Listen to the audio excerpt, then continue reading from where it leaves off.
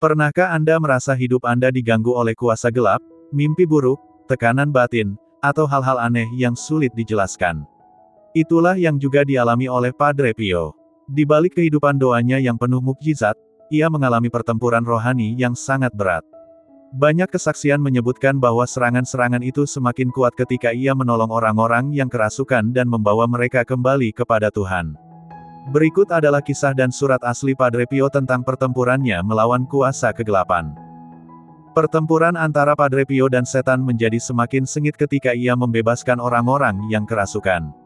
Padre Tarcisio dari Cervinara berkata, "Lebih dari sekali, sebelum meninggalkan tubuh orang yang kerasukan, iblis berteriak, 'Padre Pio, engkau menimbulkan lebih banyak masalah bagi kami daripada Santo Mihael.'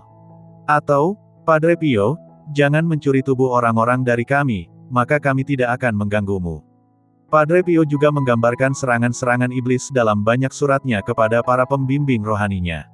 Surat kepada Padre Agostino, tanggal 18 Januari tahun 1912.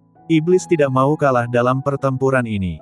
Ia datang dalam berbagai rupa. Selama beberapa hari ini, ia menampakkan diri bersama saudara-saudaranya yang membawa tongkat dan batang besi.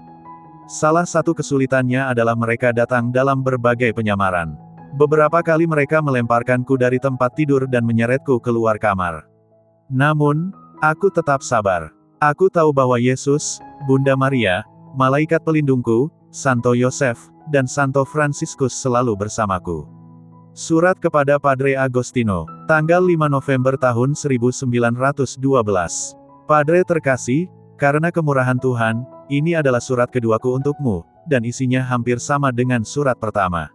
Aku yakin Padre Evangelista telah memberitahukan kepadamu tentang pertempuran baru yang dilancarkan roh-roh jahat terhadapku. Mereka tidak dapat menang karena aku tetap bertahan. Namun, aku perlu menceritakan jebakan-jebakan yang mereka pasang agar aku mengabaikan nasihatmu.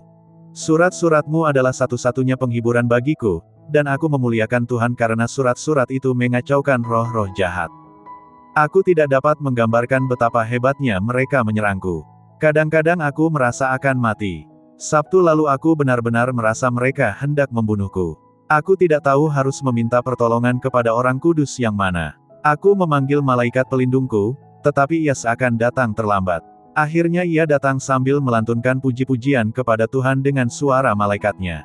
Aku menegurnya karena datang terlambat, bahkan sempat tidak mau memandangnya sebagai hukuman. Namun akhirnya ia meluluhkan hatiku dengan tangisannya.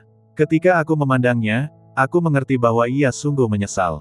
Surat kepada Padre Agostino, tanggal 18 November tahun 1912. Musuh tidak membiarkanku tenang. Ia terus menyerang dan berusaha meracuni hidupku dengan tipu daya setan. Ia marah karena aku menceritakan semua ini kepadamu, padahal ia menyuruhku merahasiakannya.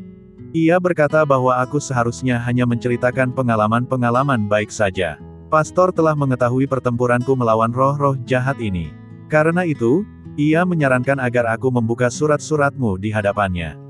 Ketika suratmu yang pertama tiba, aku membukanya di kantornya. Namun, kami mendapati seluruh surat itu ternoda tinta. Apakah ini balas dendam iblis?